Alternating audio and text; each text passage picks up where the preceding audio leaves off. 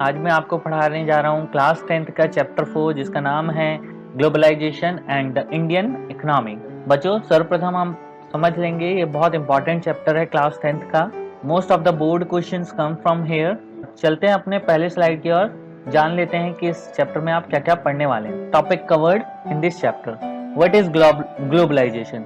Globalisation किसे कहते हैं? Production across countries, different countries में प्रोडक्शन कैसे किया जाता है, क्या प्रोसेस है उसके।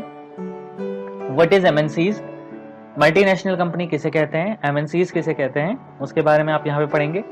Interlinking production across the countries, different देशों में आपस में अंतर संबंध बनाकर उत्पादन कैसे किया जाता है, उसके बारे में आप पढ़ेंगे। Foreign trade and integration of the market, यानी कि विदेशी व्यापार तथा बाजारों का एकीकरण कैसे किया जाता है, इसके बारे में आप पढ़ने वाले हैं यहाँ पर। एडवांटेज ऑफ फॉरेन ट्रेड, यानी कि विदेशी व्यापार के क्या फायदे हैं। एसईजेड और स्पेशल इकोनॉमिक जोन, यानी कि ऐसे क्षेत्र जो स्पेशल इकोनॉमिक जोन कहा जाता है, क्यों कहते हैं, कौन बनाता है, ये सब आप यहाँ पे पढ़ेंगे। Factories that have enabled globalisation, factories कौन कौन सी हैं जिनके कारण ग्लोबलाइजेशन इतना बढ़ गया है और जिनके कारण ये संभव हो पाया है, वो आप यहाँ पे देखने वाले हैं, क्या प्रोसेस है। वर्ल्ड ट्रेड ऑर्गेनाइजेशन WTO के बारे में आप यहाँ पे पढ़ेंगे। बिजनेस प्रोसेस आउटसोर्सिंग, BPO जिसे कहा जाता है, किसे कहते हैं, उसके बारे में आप यहाँ पे पढ़ेंगे। Economic reform and new economic policies के बारे में आप पढ़ेंगे। लिबरलाइजेशन यानी कि उदारीकरण, प्राइवेटाइजेशन यानी कि निजीकरण के बारे में आप यहाँ पे पढ़ने वाले हैं। नेक्स्ट पॉइंट है आपका liberalisation of foreign trade and foreign investment policies. Liberalisation, विदेशी व्यापार तथा विदेशी निवेश नीति का उदारीकरण किस प्रकार किया जाता है, वो यहाँ पे पढ़ेंगे। Factor of MNC setup in production in various country, अलग अलग देशों में, बहुत सी कंट्री, अलग अलग देशों में किस प्रकार से उत्पादन द्वारा एमएनसी अपना बिजनेस सेट करती है। उत्पादन के लिए एमएनसीज अपना किस तरीके से व्यापार सेट करती है अलग अलग देशों में, उस चीज के बारे में आप यहाँ पे पढ़ेंगे। Impact of globalisation in India, Bharat में ग्लोबलाइजेशन का क्या इम्पैक्ट है, यानी कि क्या प्रभाव पड़ता है, वो बताएंगे। The struggle for a fair globalisation, और क्या क्या समस्याएं आती हैं एक सफल ग्लोबलाइजेशन को करने में। ठीक है, तो उन सब के बारे में हम यहाँ पे इस चैप्टर में पढ़ने वाले हैं। तो बढ़ते हैं अपनी पहली स्लाइड की ओर, जिसका नाम है what is globalisation. What is globalisation? Globalisation is this process of rapid integration and interconnection between the countries. तो बच्चों, यहाँ पे बोला गया है कि ग्लोबलाइजेशन इस प्रकार की प्रक्रिया है जिसके अंतर्गत अलग अलग देशों में अंतर संबंध, व्यापारों में अंतर संबंध बनाकर उनको एकीकरण करने की प्रक्रिया ही ग्लोबलाइजेशन कहलाती है। यानी कि अलग अलग देशों में के बीच में अंतर संबंध स्थापित कर उनको एकीकरण करने की प्रोसेस ही एकीकरण करने की प्रोसेस ही ग्लोबलाइजेशन है। MNCs are playing a major role of a globalisation process. MNCs जो हैं हमारे ग्लोबलाइजेशन में बहुत इंपॉर्टेंट रोल रखती है, बहुत महत्वपूर्ण रोल प्ले करती हैं। MNCs यानी कि मल्टीनेशनल कंपनी। मल्टीनेशनल कंपनी क्या होती है, इसके बारे में मैं अभी आगे पढ़ा दूंगा, आपको समझ में आ जाएगा। A large part of foreign trade is also controlled by MNCs। जो पूरे फॉरेन ट्रेड का यानी कि विदेशी व्यापार है, उसका बहुत बड़ा हिस्सा कौन कंट्रोल करता है, कौन नियंत्रण करता है? मल्टीनेशनल कंपनीज नियंत्रण करती हैं। A result of greater foreign trade has been greater integration of production and market across the countries. तो देखो यहाँ पे बोला गया है नेक्स्ट पॉइंट में कि जिसका रिजल्ट, जो MNCs बड़े बड़े बिजनेस व्यापार और बिजनेस ट्रेड को, विदेशी व्यापार को कंट्रोल कर रही है, जिसके कारण क्या हो रहा है, जितना अच्छा विदेशी व्यापार हो रहा है उतना ही अच्छा इंटीग्रेशन होने के कारण प्रोडक्शन की quality different across the world पहुंच पा रही है। More and more goods and services, investment and technology are moving between the countries. तो बहुत से देशों में आपस में टेक्नोलॉजी, निवेश, गुड्स एंड सर्विसेज को एक जगह से दूसरी जगह देशों में ट्रांसफर किया जा रहा है। यानी कि एक जगह से दूसरी जगह गुड्स एंड सर्विसेज को ट्रांसफर करा जा सकता है। निवेश आपस में एक जगह से दूसरी जगह किसी भी प्रकार से लगाए जा सकते हैं। टेक्नोलॉजी को एक जगह से दूसरी जगह मूव करा जा रहा है। तो ये सब किस कारण हो रहा है हमारे देश में भी? ग्लोबलाइजेशन के कारण। चलिए बच्चों बढ़ते हैं अपने नेक्स्ट टॉपिक की ओर। देखो बच्चों यहाँ पे मैंने कुछ समझाया हुआ है इस चार्ट के थ्रू ग्लोबलाइजेशन में कि क्या क्या इम्पैक्ट होते हैं ग्लोबलाइजेशन के।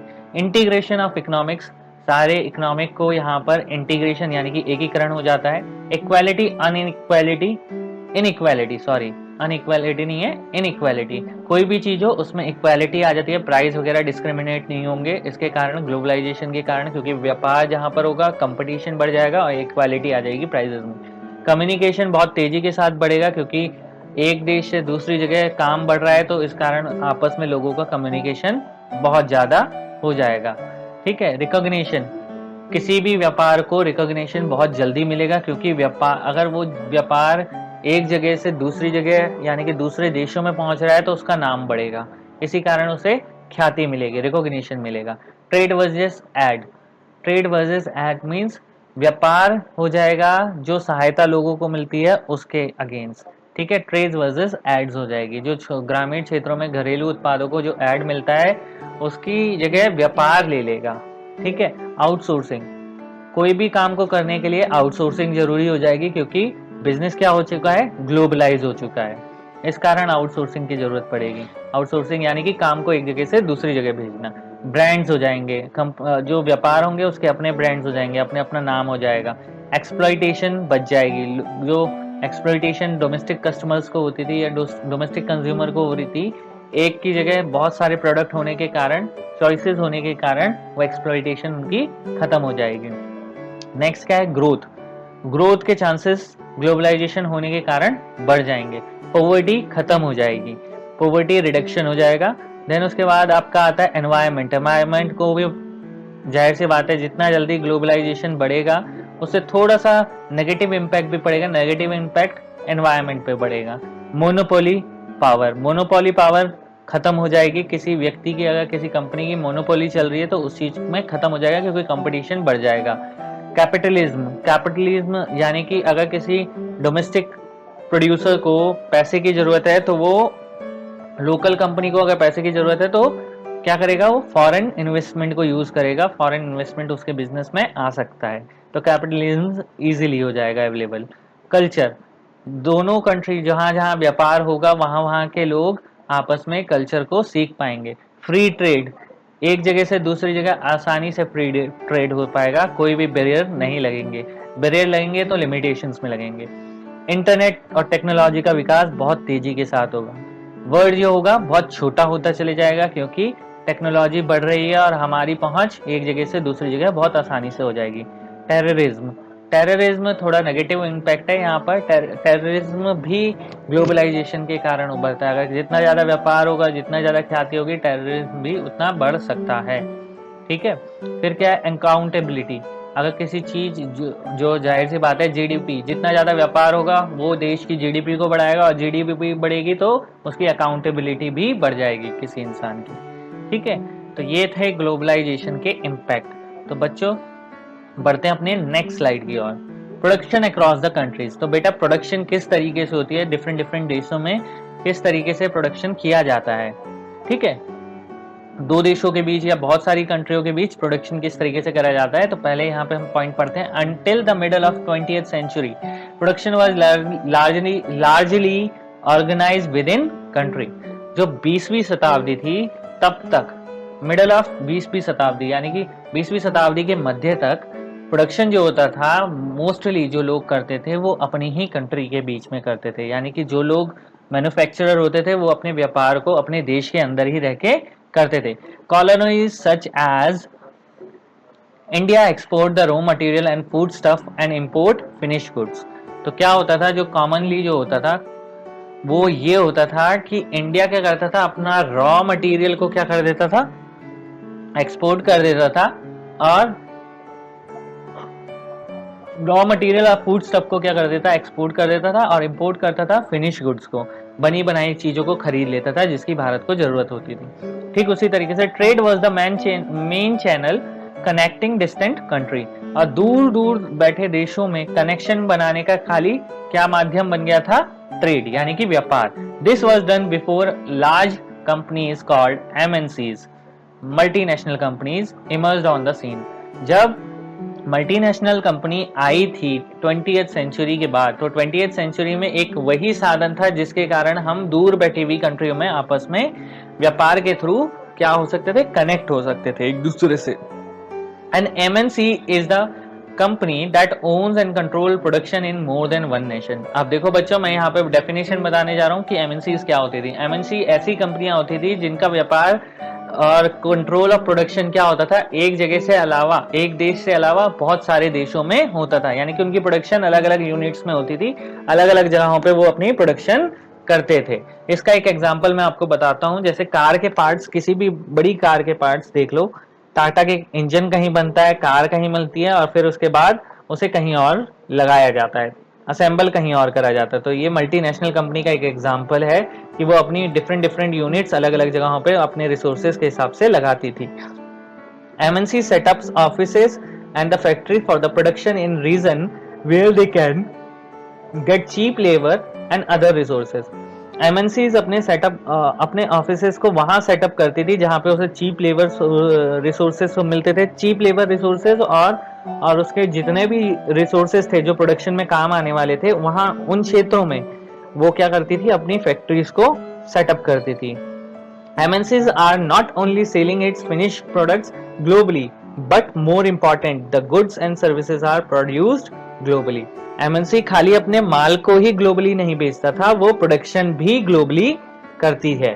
ठीक है, तो ध्यान रखिए, जो MNCs है खाली उसका काम ये नहीं है कि कहीं एक कंट्री में प्रोडक्शन कर रहा है फिर उसको अपने अलग अलग कंट्री में ग्लोबली वर्ल्ड वाइड कहीं भी बेच रहा है.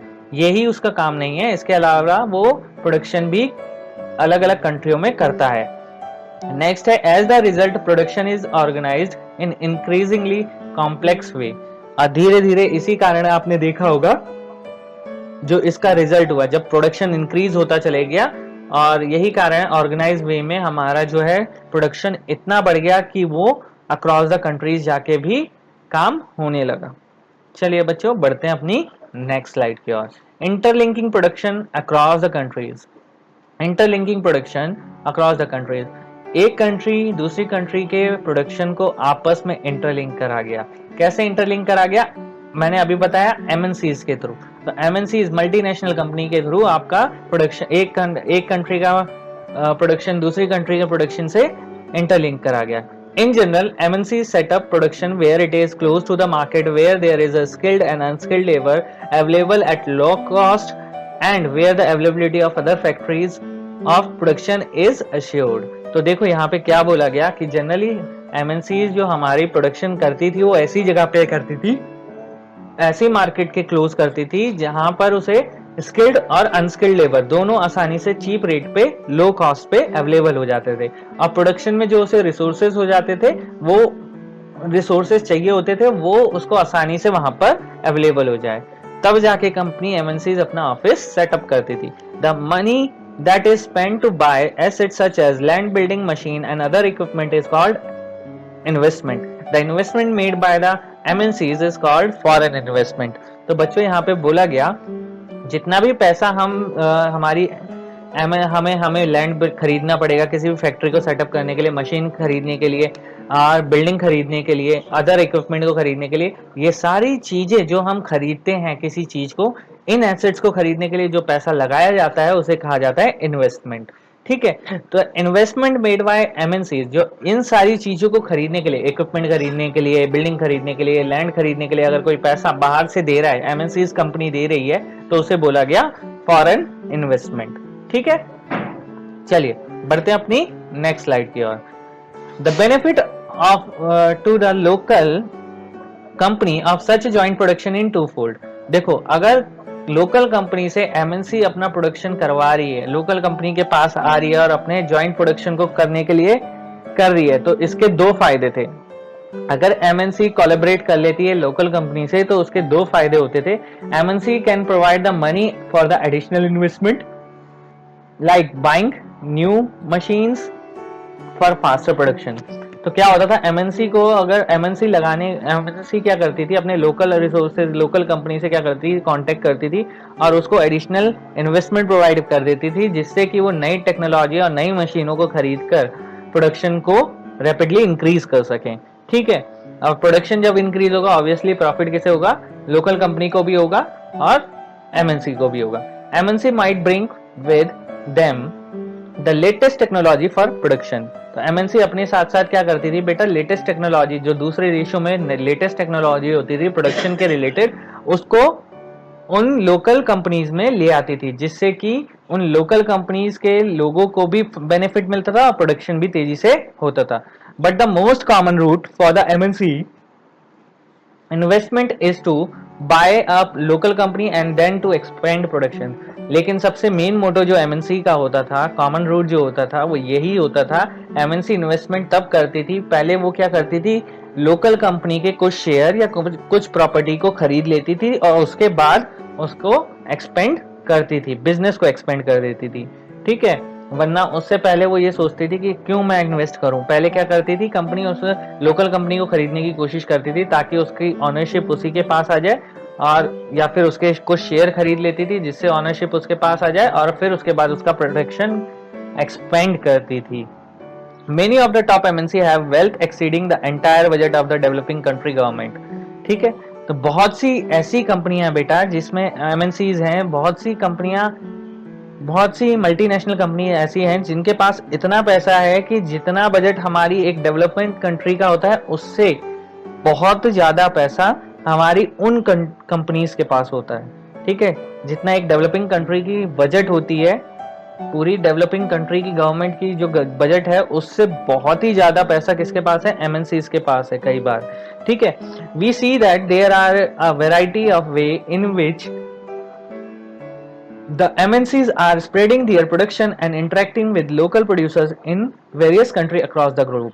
तो बेटा क्या बोला गया कि आपने देखा होगा बहुत तरीके से कंपनी, जितने अभी तक आपने पॉइंट्स पढ़े, उन सारे तरीके से एमएनसीज अपने प्रोडक्शन और लोकल प्रोड्यूसर्स में इंटरेक्शन करने के बाद अपने बिजनेस को ग्लोबली क्या कर रहा है, फैला रहा है। ठीक है, वेरियस कंट्रीज में फैला रहा है। एमएनसीज आर exerting a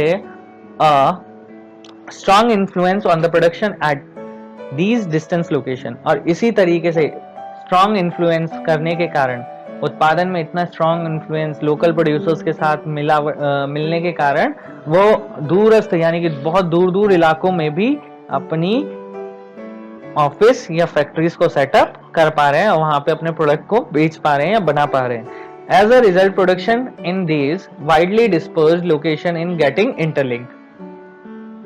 और इसका रिजल्ट ये हो रहा है कि प्रोडक्शन वाइडली क्या हो रहा है, डिस्पर्स्ड हो रहा है। ऐसी लोकेशन जहां पर कोई नहीं पहुंच सकता वहां पर भी आसानी से इंटरलिंकिंग के माध्यम से यानी कि अंततः संबंध बनाने के कारण प्रोडक्शन को किया जा रहा है।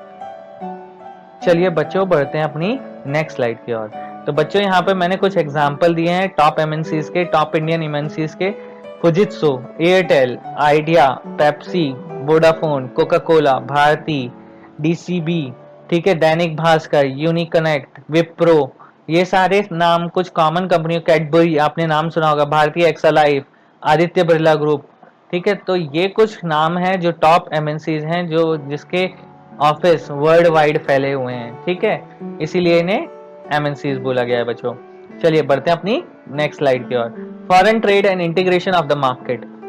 तो बच्चों फॉरेन ट्रेड कैसे किया जाता है और उनका इंटीग्रेशन मार्केट में कैसे किया जाता है, उनका एकीकरण कैसे किया जाता है मार्केट में। ठीक है, foreign trade creates an opportunity for the producers to reach beyond the domestic product and market of their own countries. देखो अगर जो कंपनी का देखो फॉरेन ट्रेड क्या होता है, विदेशी व्यापार क्या करता था, लोगों को अवसर, प्रोड्यूसर्स को अवसर प्रदान करता था जिससे कि वो अपने मार्केट से बाहर आके, जो अपना घरेलू मार्केट है यानी कि उनका लोकल जो मार्केट है उनकी कंट्री के अंदर जो मार्केट है उससे बाहर आके वर्ल्ड वाइड व्यापार कर सकें।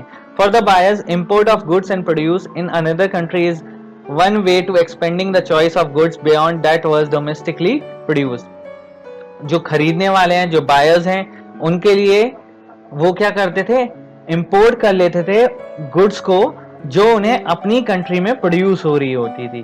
आप देखो किसी कंट्री में एक लिमिटेड प्रोड्यूस हो रहा है, कुछ प्रोडक्शन हो रहा है चीजों का, ठीक है, तो बायर्स के लिए ये फैसिलिटी रहती थी, उनके पास चॉइस हो जाती थी, वो दूसरी कंट्री से जाके उन चीजों को प्रोड्यूस कर ले इंपोर्ट कर लेते थे जिनकी उन्हें प्रोडक्शन में जरूरत पड़ रही है, ठीक है, और इस तरीके से वो चॉइसेस ऑफ गुड्स बढ़ गई उनकी, ठीक है, एक्सपेंडिंग हो गई उनकी, चॉइसेस ऑफ गुड्स एक्सपेंड हो गई।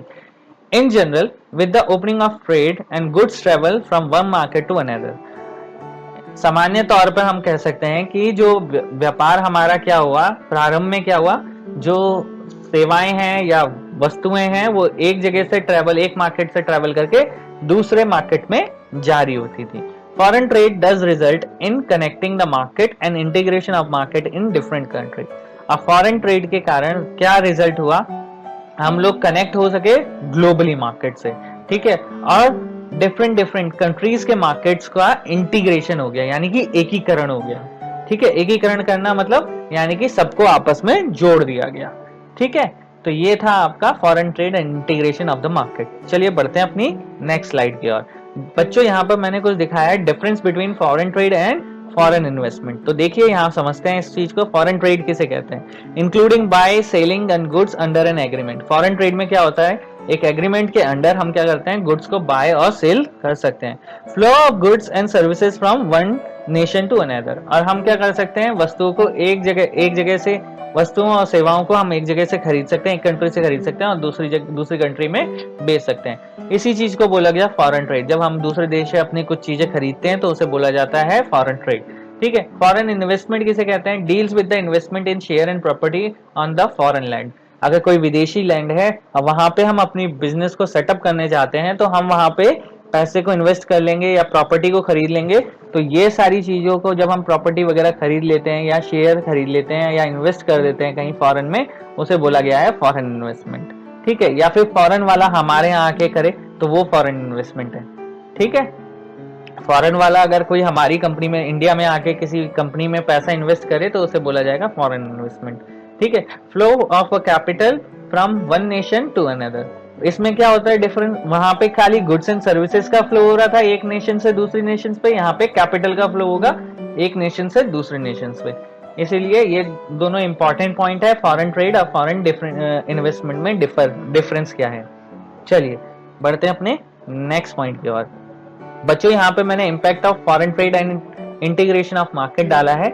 इम्पैक्ट क्या है हमारे फॉरेन ट्रेड और इंटीग्रेशन ऑफ मार्केट की, तो देखो गुड्स मूव हो रही है, ये तो इसकी हो गई क्वालिटी, गुड्स मूव हो रही है एक मार्केट से दूसरे मार्केट पे, चॉइसेस ऑफ गुड्स मार्केट में राइज हो जाएंगी, यानी कि बहुत सारी चॉइस आपको, कंपटीशन होने के कारण बहुत सारी एक ही जैसी चीजें, एक तरीके की चीजें आपको देखने को मिल जाएंगी, बट कंपनियां अलग अलग होंगी, ठीक है।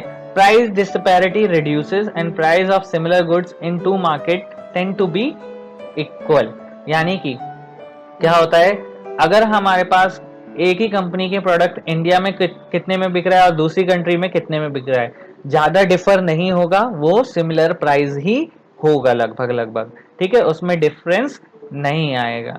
समझ में आया बात। तो प्राइस डिस्पैरिटी इज रिड्यूसेस, यानी कि प्राइस इक्वल होंगे, प्राइस विल बी इक्वल, ठीक है। इसके कारण फॉरेन ट्रेड और इंटीग्रेशन ऑफ मार्केट्स में क्या होता था, गुड्स ऑफ सर्विसेज हम क्या कर सकते थे, सेलिंग एंड परचेज कर सकते थे across the countries. Different countries में हम लोग क्या कर सकते थे, अपने प्रोडक्ट को या गुड्स को हम खरीद या बेच सकते थे। प्रोड्यूसर्स के लिए टू कंट्री के बीच में हम क्या करते थे, प्रोड्यूसर्स आपस में compete करते थे, दो कंट्रीज के अलग अलग देशों में जो अलग अलग कंपनी होते थे उनके प्रोड्यूसर्स होते थे, एक ही तरीके की अगर वो चीज बनाते हैं तो वो एक दूसरे से compete करते थे, जिससे से क्वालिटी कस्टमर को अच्छी मिलती थी। Foreign trade result in the connecting the market and integration of market in different country. Foreign trade का रिजल्ट यही था कि जिसके कारण हम आपस में ग्लोबली मार्केट से कनेक्ट हो गए। चलिए बढ़ते हैं हम अपनी नेक्स्ट स्लाइड की ओर। एडवांटेज ऑफ फॉरेन ट्रेड, तो बेटा क्या एडवांटेजेस हैं फॉरेन ट्रेड के, तो यहाँ पे समझते हैं हम। Foreign trade has facilitate the travel of goods from one market to another. बेटा मैंने अभी पिछली स्लाइड में आपको समझाया, जब फॉरेन ट्रेड एक कंट्री से दूसरी कंट्री में ट्रेवल करता है, ठीक है। It provide a choice of goods to the buyer, buyer के लिए ये चॉइस हो जाती है कि उसके पास नंबर ऑफ चॉइसेस हो जाती हैं, वो किसी को भी खरीद सकता है। Producers of different country have to compete in different market, obviously है। जब बिजनेस आपका ग्लोबली हो जाएगा तो प्रोड्यूसर्स को डिफरेंट कंट्री के प्रोड्यूसर्स से compete करना पड़ेगा, अपनी क्वालिटी और रेट को, प्राइजेस को बिल्कुल एग्जैक्ट रखना पड़ेगा, ठीक है। इसी तरीके से नेक्स्ट पॉइंट है, prices of similar goods of in two market in two different countries become almost equal. देखो किसी भी चीज का, अगर कोई समान चीजें हैं, कोई समान वस्तु मिल रही है एक जगह और दूसरी जगह, तो प्राइस में ज्यादा डिफरेंस नहीं मिलना चाहिए, ये फॉरेन ट्रेड का फायदा है। चलिए बढ़ते हैं अपनी नेक्स्ट स्लाइड की ओर। Factory that have enabled globalisation, factory ऐसी फैक्ट्रियां जिनके कारण ग्लोबलाइजेशन संभव हो पाया।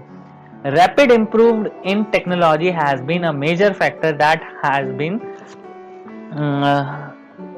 has stimulated the globalization process। तो देखो टेक्नोलॉजी में जो रैपिड इम्प्रूवमेंट आया उसके कारण भी ये एक इम्पॉर्टेंट फैक्टर बनता है जिसके कारण ग्लोबलाइजेशन प्रोसेस बढ़ सका। टेक्नोलॉजी चेंज नहीं होती, प्रोडक्शन चेंज नहीं होता, तो बिजनेस वैसा का वैसा ही रहता और बिजनेस ग्लोबलाइज नहीं हो पाता। तो टेक्नोलॉजी जैसे जैसे इंप्रूव हो गई, इसीलिए वो एक इंपॉर्टेंट फैक्टर है ग्लोबलाइजेशन के प्रोसेस में। For instance the past 50 years have been seen improvement in transportation technology. अगर 50 साल पहले आप देखो तो ट्रांसपोर्टेशन के एक लिमिटेशन थी, एक जगह से दूसरी जगह जाने के लिए तांगा या बहुत लिमिटेड साधन थे, ठीक है। लेकिन 50 साल बाद आज जब हम देखते हैं तो ट्रांसपोर्टेशन की बहुत सारी टेक्नोलॉजी, बहुत सारे माध्यम आपको मिल चुके हैं जिस कारण आप एक जगह से दूसरी जगह वस्तुओं को भेज सकते हैं।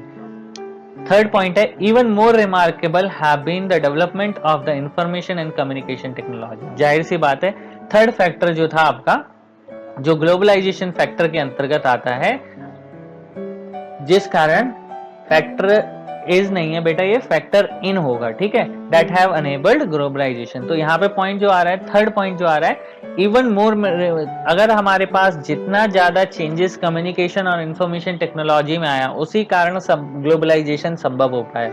अगर कम्युनिकेशन टेक्नोलॉजी इतनी नहीं बढ़ती तो बिजनेस अक्रॉस द वर्ल्ड नहीं जा पाता, अक्रॉस द कंट्रीज नहीं जा पाता। Technology in the area of telecommunication, computer, internet have been changing rapidly. आपने देखा होगा टेक्नोलॉजी जिस तरीके से चेंज हो रही है, टेलीकम्युनिकेशन बढ़ रहा है, आपका कंप्यूटर बढ़ रहा है, इंटरनेट बढ़ गया है, जिस कारण से हम एक जगह से दूसरी जगह मिनटों में बातें कर सकते हैं। कम्युनिकेशन होने के कारण ही हम लोग आपस में बिजनेस कर पा रहे हैं। बायर्स प्रोड्यूसर्स जो हमारे सेलर हैं वो सब आपस में कनेक्ट, कंज्यूमर्स हैं वो सब आपस में किसके थ्रू, इंटरनेट के माध्यम से आसानी से कनेक्ट हो पा रहे हैं, जिस कारण ग्लोबलाइजेशन प्रोसेस तेजी से हो पा रहा है और रैपिडली इंक्रीज कर रहा है। आज के वर्ड जो है ग्लोबलाइजेशन प्रोसेस में ही है। चलिए बढ़ते हैं अपनी नेक्स्ट स्लाइड की ओर। SEZ special economic zone. Special economic zone are the industrial zones which have been set up by the central and the state government in different part of the country. SEZ are to have world-class facilities such as electricity, water, roads, transportation, storage, recreational and educational facilities. Companies who set up a production unit in SEZ are exempted from the tax for the initial period of 5 years. SEZ does help to attract foreign company to invest in India. तो बेटा ये जो SEZ है ये government द्वारा स्थापित किया गया एक ऑर्गेनाइजेशन है। ऑर्गेनाइजेशन नहीं बोलेंगे, ये ऐसे क्षेत्र हैं जहां पर गवर्नमेंट ने डिफरेंट पार्ट ऑफ कंट्री के जगहों पर इंडस्ट्रियल सेक्टर को क्या बना दिया, इंडस्ट्रियल सेक्टर बना दिया है, जहां पर कंपनीज को अपनी फैक्ट्री, MNCs को अपनी फैक्ट्री सेटअप करने के लिए या लोकल कंपनीज को अपनी फैक्ट्री सेटअप करने के लिए सारी फैसिलिटी मिलती है, जैसे electricity, water, transportation, storage, educational facility. ये सारी फैसिलिटी इंडस्ट्रियल एरिया में यानी कि स्पेशल इकोनॉमिक जोन एरिया में अवेलेबल होती है, जिससे कि कंपनी क्या हो सके, विदेशी कंपनियां क्या हो, भारत में आके अपना पैसे को इन्वेस्ट करे और जो कंपनियां अपना और प्रोडक्शन स्टार्ट करे और जो कंपनियां अपनी यहाँ पर SEZ वाले इलाकों में आकर अपनी कंपनियां लगाती हैं या MNCs को सेटअप करती हैं, अपने बिजनेस को सेटअप करती हैं और प्रोडक्शन स्टार्ट करती हैं, उनको 5 साल के लिए प्रोडक्शन पर जो होता है टैक्स फ्री करा जाता है, उन्हें टैक्स देने की कोई जरूरत नहीं होती 5 सालों तक। स्टार्टिंग के 5 साल जब कंपनी सेटअप हो गई, आपको कोई टैक्स देने की जरूरत नहीं है स्पेशल इकोनॉमिक जोन के अंतर्गत। कौन सेटअप करता है इसे? सेंट्रल और स्टेट गवर्नमेंट। ठीक है, चलिए बढ़ते हैं अपनी नेक्स्ट स्लाइड की ओर। वर्ल्ड ट्रेड ऑर्गेनाइजेशन यानी कि WTO। World trade organisation is an organisation whose aim is to liberalize international trade. It is set up in January 1995. It has a headquarter in Geneva, Switzerland. At the present, 164 countries of the world are currently members of the WTO. तो बच्चों यहाँ पे बोला WTO का जो main काम है, main aim है, is to liberalise the international trade, यानी कि अंतरराष्ट्रीय व्यापार को का उदारीकरण करना, यही WTO का काम है, जो कि सेटअप हुआ जनवरी 1995 में, जिसकी जगह थी, जिसका हेडक्वार्टर है जनेवा, स्विट्जरलैंड, और अभी करंट में 164 कंट्रीज इसके मेंबर्स हैं WTO के, यानी कि वर्ल्ड ट्रेड ऑर्गेनाइजेशन के। We have seen that the liberalization of foreign trade and investment in India was supported by some very powerful international organization. हमने देखा होगा उदारीकरण, विदेशी व्यापार की उदारीकरण के कारण ही हमारे भारत में जो पैसा लगाया गया है, फॉरेन इन्वेस्टमेंट की गई है, वो बहुत बड़े इंटरनेशनल ऑर्गेनाइजेशन द्वारा सपोर्ट की जा रही है। These organizations says that all the barriers to the foreign trade and the investment that are harmful, there should be no barrier. इन ऑर्गेनाइजेशन का, जो भारत में फॉरेन ट्रेड और इन्वेस्टमेंट कर रही हैं, उनका कहना यह है कि जो व्यापार को नुकसान पहुंचा रहे हैं, ऐसे बैरियर्स को, यानी कि ऐसी रिस्ट्रिक्शंस को, फॉरेन ट्रेड पे लगने वाली रिस्ट्रिक्शंस को हटा दिया जाए। तो वो WTO को ये अवगत करा रहे हैं कि इन चीजों को, इन बैरियर्स को हटा दिया जाए ताकि ज्यादा से ज्यादा फॉरेन ट्रेड खींचा जा सके। ठीक है, world trade organisation, in such organisation those aim is to liberalise international trade. मैंने बच्चा अभी बताया कि हमारी जो WTO यानी कि वर्ल्ड ट्रेड ऑर्गेनाइजेशन है, ठीक है, यानी कि विश्व व्यापार संगठन का मेन कारण, यानी कि मेन रीजन, मेन एम, यानी कि मेन उद्देश्य जो है, क्या है? अंतरराष्ट्रीय व्यापार का उदारीकरण करना। ठीक है, those WTO is supposed to allow a free trade for all.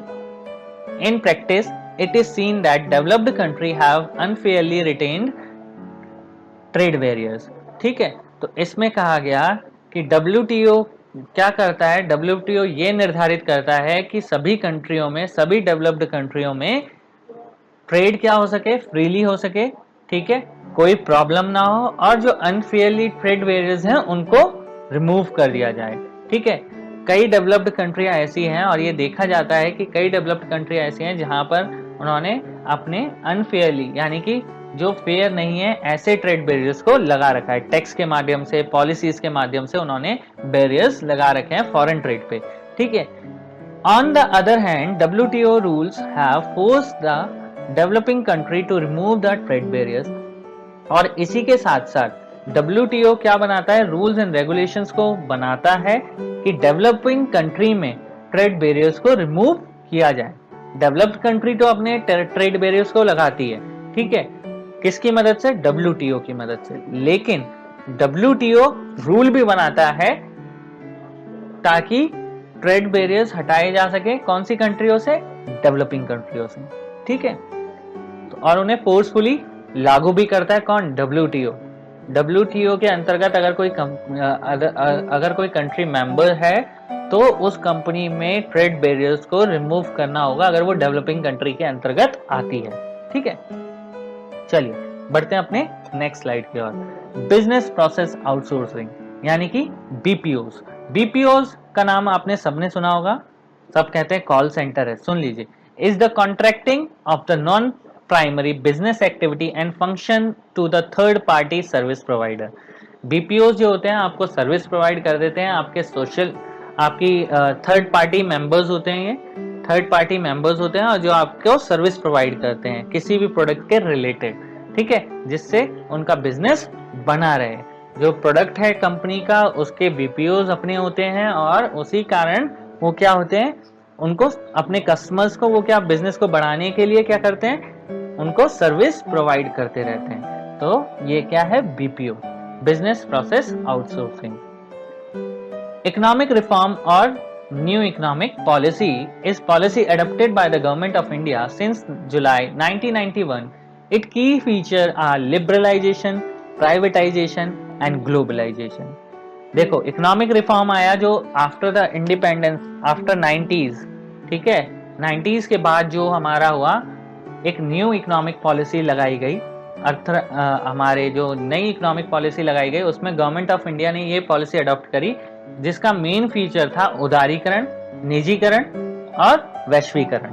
ठीक है, यानी कि लिबरलाइजेशन, प्राइवेटाइजेशन और ग्लोबलाइजेशन, जिसे हम एलपीजी के नाम से भी कहते हैं। ठीक है, कब लगी, 1991 बेटा, जुलाई 1991 के बाद ये फीचर आए, लिबरलाइजेशन, प्राइवेटाइजेशन और ग्लोबलाइजेशन चलना आपका स्टार्ट हो गया था। कब, आफ्टर 1991, जुलाई 1991 के बाद। अब लिबरलाइजेशन क्या प्रोसेस होती है बच्चा, मैं इसका मतलब समझाता हूं आपको। Liberalisation means the removal of the barriers and the restrictions set by the government on foreign trade. Governments use trade barriers to increase or decrease the foreign trade to protect the domestic industries from foreign competition. Example, tax on import. Around the 1991 government of India adopted the policy of liberalization. ठीक है, देखो यहाँ पे बोला गया liberalisation का मतलब है यहाँ पर हमारी गवर्नमेंट, किसी भी गवर्नमेंट ने फॉरेन ट्रेड पर जो रिस्ट्रिक्शंस और बैरियर्स लगाए हुए हैं, रिस्ट्रिक्शंस यानी कि कैसी रिस्ट्रिक्शन लगाएगा कि इतनी लिमिटेशन पे काम करना है, इससे ज्यादा आप पैसा नहीं लगा सकते, इतना टैक्स देंगे, तो ये क्या है, ये लिबरलाइजेशन है। तो लिबरलाइज करना मतलब उदारीकरण करना, मतलब उनके बैरियर्स को, जो बैरियर्स थे जो WTO ने या किसी गवर्नमेंट ने लगा दिए थे फॉरेन ट्रेड पर, उनको हटाना क्या है, लिबरलाइजेशन है। ठीक है, remove the barriers and restriction set by the government on foreign trade is called as a liberalisation. याद कर लो, फॉरेन ट्रेड पे लगने वाले रिस्ट्रिक्शंस और बैरियर को हटाना ही क्या कहलाता है, उदारीकरण कहलाता है। ठीक है, नेक्स्ट क्या है आपका, government use trade barriers to increase और decrease the foreign trade to protect the domestic industries from foreign competition. तो देखो गवर्नमेंट ट्रेड बैरियर्स क्यों लगाती थी, ट्रेड बैरियर्स इसलिए लगाती थी ताकि वो अपने डोमेस्टिक प्रोड्यूसर्स, डोमेस्टिक इंडस्ट्रीज को फॉरेन कंपटीशन से बचा सकें, क्योंकि फॉरेन कंपटीशन में वो अपनी लेटेस्ट टेक्नोलॉजी का यूज करते थे और डोमेस्टिक प्रोडक्ट्स को उनके चलन से बाहर कर दे रही थी। इसी कारण अपनी डोमेस्टिक प्रोडक्ट्स को क्या करने के लिए, प्रोटेक्शन देने के लिए गवर्नमेंट ट्रेड बैरियर्स लगाती थी। और उन ट्रेड बैरियर्स को हटाना क्या कहलाता है, लिबरलाइजेशन। हटाती भी गवर्नमेंट है, लेकिन हटाने का मेन काम कौन करता है, WTO। ठीक है, एग्जाम्पल, टैक्स ऑन इंपोर्ट जो है around 1991 government of India adopt the policy of liberalisation. तो देखो क्या करा, इंपोर्ट करने पर टैक्स गवर्नमेंट ने क्या कर दिया, टैक्स ऑन इंपोर्ट लगा दिया अराउंड 1991। ठीक है, और उन्होंने अडॉप्ट कर ली लिबरलाइजेशन की पॉलिसी और इंपोर्ट करने पर टैक्स हटा दिया। किसी भी चीज को इंपोर्ट करने पर टैक्स गवर्नमेंट ने हटा दिया और उसके बाद क्या करी, पॉलिसी ऑफ लिबरलाइजेशन लगाना, पॉलिसी ऑफ लिबरलाइजेशन को अडॉप्ट करा 1991 में। प्राइवेटाइजेशन, प्राइवेटाइजेशन निजीकरण सभी जानते हैं, मींस ट्रांसफर ऑफ ओनरशिप और property from the public sector to the private sector. किसी भी सार्वजनिक क्षेत्र से उठा के उसे निजीकरण, निजी क्षेत्र में देना, किसी भी बिजनेस को, किसी भी चीज को उठा के उसके प्रॉपर्टी और ओनरशिप किसको देना, प्राइवेट सेक्टर को देना, प्राइवेटाइजेशन का है कहलाता है। जैसे कि आपने देखा होगा जितनी भी बिजली कंपनियां आज की डेट में प्राइवेटाइजेशन होने जा रही हैं, UPCL, UKCL या आपके जितने भी हैं, ये सारे किस में चले जाएंगे, अब निजीकरण वाले क्षेत्र में, प्राइवेट कंपनी आएगी अपनी। ठीक है, बिजली विभाग भी कोई प्राइवेट कंपनी ही सर्विस प्रोवाइड कर रही है आपको अब। ठीक है, चलिए बढ़ते हैं अपनी नेक्स्ट स्लाइड की ओर। Liberalisation of foreign trade and the foreign investment policies. तो बेटा यहाँ पे बोला गया है लिबरलाइजेशन किसका है, फॉरेन ट्रेड का। फॉरेन ट्रेड यानी कि विदेशी व्यापार और विदेशी नीतियों को, विदेशी निवेश नीति का उदारीकरण किस प्रकार होता है, यहाँ देखो। Tax of import is an example of trade barriers. Import पर जो टैक्स लगा या हटाया गया, ये एक तरीके का एग्जांपल है ट्रेड बैरियर्स का। It is called trade barriers because some restriction has been set up by the government. क्यों रिस्ट्रिक्शन लगाई गई भाई? अगर हम सामान खरीदेंगे, बाहर से आयात करेंगे, तो ऑब्वियसली है हमारे जो लोकल प्रोड्यूसर्स हैं उस प्रोडक्ट के, उनको घाटा होगा। उनको प्रोटेक्ट करने के लिए गवर्नमेंट ने क्या कर दिए, ये रूल बना दिए, ठीक है। देन उसके बाद क्या था, the government can use the trade barriers to increase और decrease the foreign trade to decide what kind of goods and how much of each should come into the country. जाहिर सी बात है, ट्रेड बैरियर लगाने का reason क्या है, government अपने प्रोटेक्ट कर रही है अपने डोमेस्टिक प्रोड्यूसर्स को जो प्रोटेक्ट कर रही है। गवर्नमेंट ने जो ट्रेड बैरियर्स लगाया उसका ये कहना है कि ताकि वो इंक्रीज कर सके बिजनेसेस को, और ये जान सके कि कितनी मात्रा में सामान को भारत में लाया जा रहा है या एक कंट्री में लाया और बेचा जा रहा है, ठीक है, ताकि उसके लोकल डोमेस्टिक प्रोड्यूसर्स को क्या मिल सके, प्रोटेक्शन मिल सके। The Indian government after independence had put the barriers to the foreign investment. This was considered necessary to protect the producer within the country from foreign competition. Barriers to foreign trade and foreign investment were removed to be a large extent. देखो, भारतीय government, जो भारतीय सरकार थी, उन्होंने क्या करा, after independence क्या करे, फॉरेन ट्रेड, फॉरेन निवेश यानी कि भारतीय विदेशी निवेश पर क्या कर दिए, बैरियर्स को लगा दिया। बैरियर्स लगाने के कारण, बैरियर्स इसलिए लगाए ताकि वो अपने डोमेस्टिक प्रोड्यूसर्स को प्रोटेक्शन प्रोवाइड कर सके फॉरेन कंट्री के प्रोड्यूसर्स से, ठीक है, अब फॉरेन कंपटीशन इंडिया में ना हो पाए, इस कारण आफ्टर द इंडिपेंडेंस क्या लगा दिए गए, ट्रेड बैरियर्स लगा दिए गए। बैरियर्स को हटाना बहुत जरूरी था एक लार्ज एक्सटेंट पर, और विदेशी निवेश और विदेशी व्यापार को बढ़ाने के लिए बहुत हद तक क्या हटाने जरूरी थे, बैरियर्स को हटाना जरूरी था, ठीक है। This meant that goods could be imported and exported easily, also foreign companies could set up factories and offices here. Liberalisation में जरूरी था कि हम क्या करें, ट्रेड बैरियर्स को हटा सकें ताकि सामान को इंपोर्ट और एक्सपोर्ट करते समय फॉरेन कंपनी अपना बिजनेस सेट कर सके, यहाँ पर फॉरेन कंपनी अपना बिजनेस सेट कर सके हमारी इंडिया में आके, और बिजनेस को बढ़ावा दे सके। Removing barriers and restriction set by the government is what is known as liberalisation. देखो, मैंने पहले भी बताया लिबरलाइजेशन क्या है, removing trade barriers and the restriction set by the government is called liberalisation. ऐसी कोई भी चीज जिसके थ्रू, ऐसी कोई भी प्रोसेस जो गवर्नमेंट के सेट रूल्स को हटाएगी, उसे कहा गया लिबरलाइजेशन, फॉरेन ट्रेड पे से, ठीक है। The government imposes much less restriction than before, it therefore set the more liberal, ठीक है। पहले जो हमारे देश में, हमारे भारत में रिस्ट्रिक्शंस लगाई जाई थी, उसको हटाया गया आफ्टर द इंडिपेंडेंस, ठीक है, जिससे कि बिजनेस मोर लिबरल हो गया, यानी कि आसानी से बिजनेस कर सकते थे, इंपोर्ट कर सकते, एक्सपोर्ट कर सकते थे, एक लेकिन निश्चित मात्रा में रिस्ट्रिक्शन थी, लेकिन कम रिस्ट्रिक्शन थी, ठीक है। चलिए बढ़ते हैं अपनी नेक्स्ट स्लाइड की ओर। Factors of MNC setup by the production in various country. तो बेटा क्या है फैक्टर जिनके कारण प्रोडक्शन किया जाता है अलग अलग कंट्रीज में एमएनसीज द्वारा। तो देखिए कैसे सेटअप करती हैं वो अपने offices. MNC setup offices for the production in region where they can get cheap labour and other resources. ये मैं पहले भी बता चुका हूँ, एमएनसीज अपना सेटअप कहाँ करती है, जहां पर उसे चीप लेबर और चीप रिसोर्सेज प्रोवाइड होते हैं, जैसे कि China, like China, Bangladesh and India. यहाँ पर इनको क्या मिलती है, तीन कंट्रियों के नाम दे रखे हैं, यहाँ पर चीप लेबर अवेलेबल है, इसीलिए एमएनसीज अपना प्रोडक्शन सेटअप और ऑफिस और फैक्ट्री लगाना यहाँ पर पसंद करती है। At the time of MNC setup production jointly with some of the local company of the country around the world, and the benefit of such joint production to the local company is twofold. First, MNC can provide the money and additional investment for faster in production. Secondly, the MNCs bring with them the latest technology for enhancing and improving production. तो बेटा जैसे मैंने पहले भी बताया, MNC अपना production क्या jointly काम करती है, वो लोकल कंपनीज के साथ, लोकल कंपनी के साथ टाई अप करती है और फिर उसके बाद जॉइंट प्रोडक्शन स्टार्ट करती है, जिसके दो बेनिफिट होते थे। पहला बेनिफिट होता था कि प्रोडक्शन के लिए जो एडिशनल मनी चाहिए वो फॉरेन इन्वेस्टमेंट यानी एमएनसी उन्हें प्रोवाइड करा देती थी, और नई टेक्नोलॉजी के साथ या मशीनों के साथ, नई चीजों के साथ वो क्या करते थे, अपने प्रोडक्शन को इंक्रीज कर सकते थे। सेकंड, वो नई नई टेक्नोलॉजी, नई नई मशीनों को ला सकते थे जिससे कि प्रोडक्शन एनहांस हो सके, उसकी क्वालिटी एनहांस हो सके।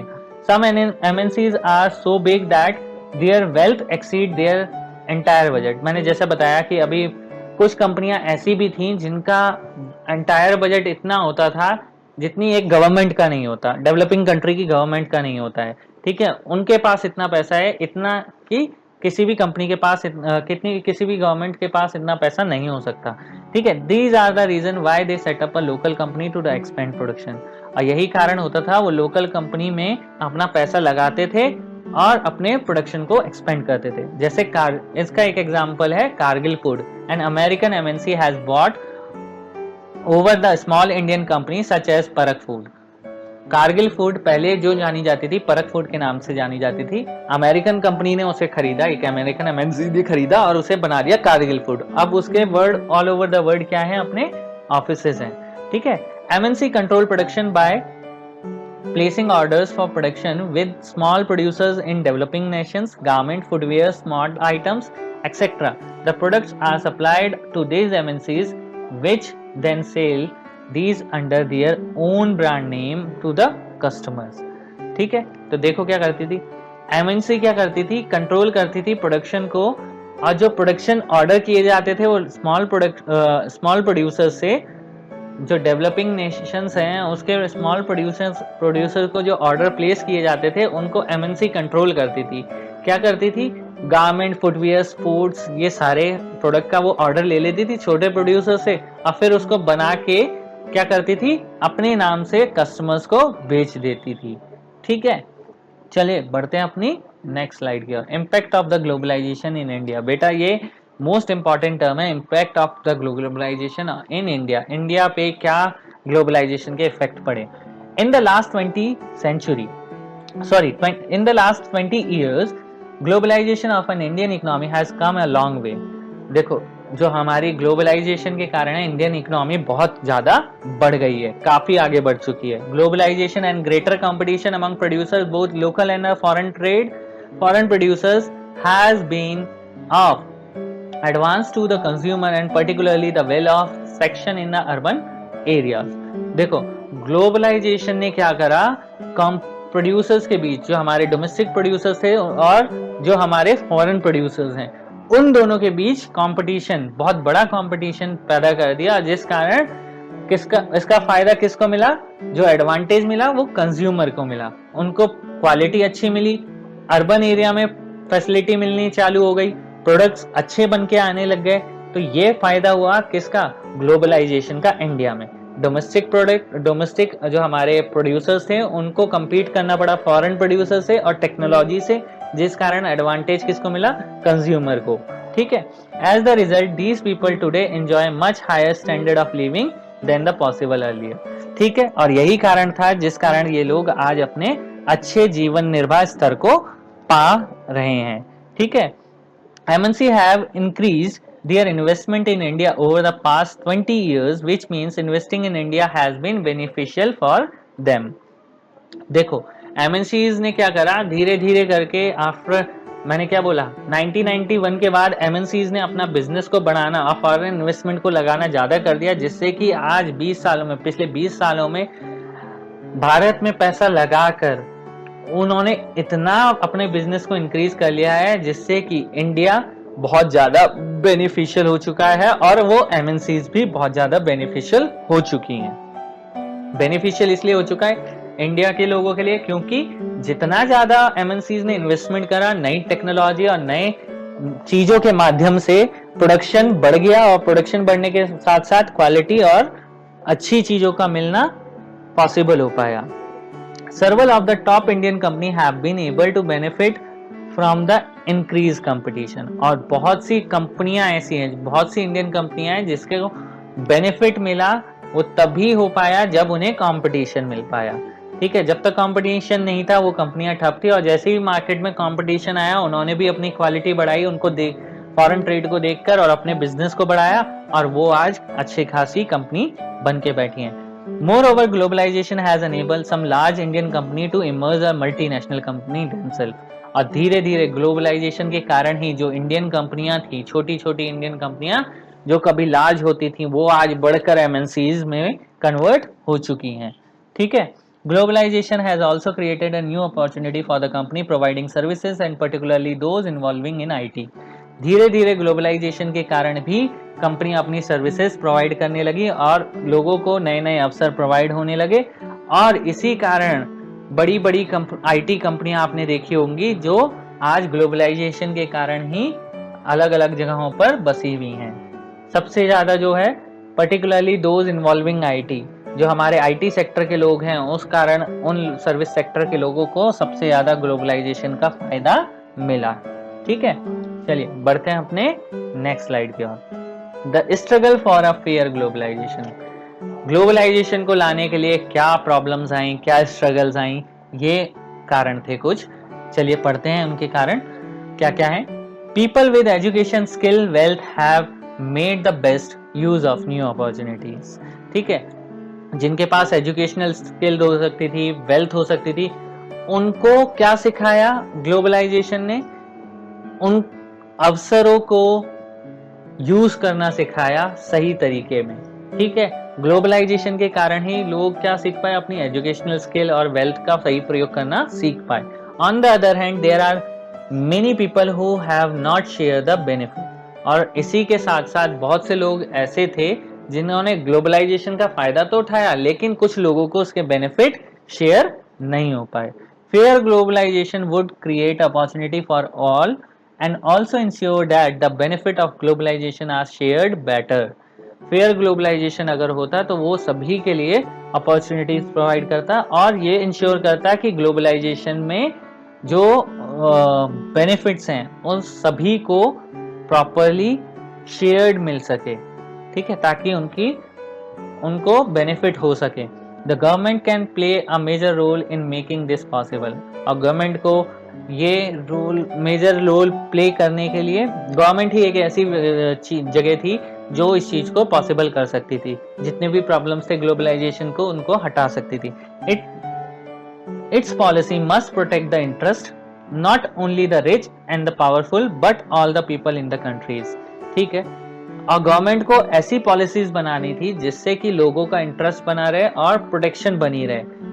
वो खाली रिच पीपल और पावरफुल पीपल को प्रोटेक्ट ना करे, बल्कि जो कंट्री के अंदर जितने भी लोग हैं उन सभी लोगों को प्रोटेक्ट कर सके। It can support all the producers to improve their performance till the time they become strong enough to compete. और तब तक वो स्मॉल प्रोड्यूसर्स को सपोर्ट करते रहे ताकि वो अपनी क्वालिटी और अपनी परफॉर्मेंस को इम्प्रूव करके इतने स्ट्रॉन्ग ना बन जाए कि वो फॉरेन ट्रेड से कम्पीट कर सकें। If necessary the government can use the trade and barriers. और अगर जरूरत पड़े तो गवर्नमेंट इस चीज के लिए, ग्लोबलाइजेशन के लिए, फेयर ग्लोबलाइजेशन के लिए ट्रेड एंड बैरियर्स को लगा सकती है, ट्रेड रिस्ट्रिक्शंस एंड बैरियर्स को लगा सकती है। In the past few years, massive foreign campaign and the representatives by the People's Organization have influenced important decisions relating to the trade and the investment at the WTO.